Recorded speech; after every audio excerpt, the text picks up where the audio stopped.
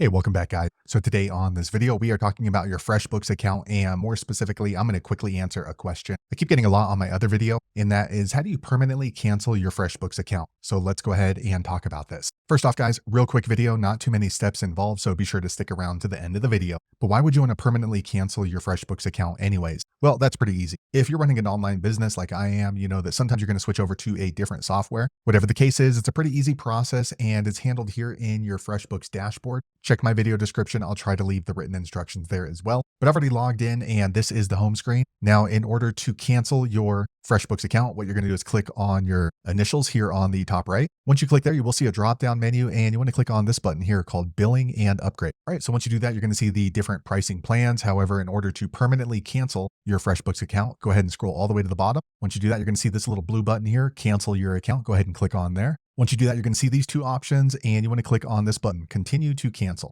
Okay, FreshBooks does warn you that if you're going to cancel your account, you're going to lose access immediately. Also, you will not receive a refund. So even if you've paid for the month, you're going to lose access. So you want to go ahead and cancel closer towards the billing cycle. And your FreshBooks data, it's going to be saved. So if you reactivate your account in the future, you can see your data. If you're okay with that, go ahead and click right here and then click on Continue. I'm not going to cancel my account because I'm still using my FreshBooks account. However, there you have it, guys. If you're wondering how to permanently cancel your FreshBooks account, that's the easiest way I know how to do it. If you know an easier way, be sure to leave a comment below. Let the rest of us know how you did it. Hopefully you found that video useful. If so, click thumbs up or maybe consider subscribing to my channel, and hope to see you on the next video. Thanks again for watching.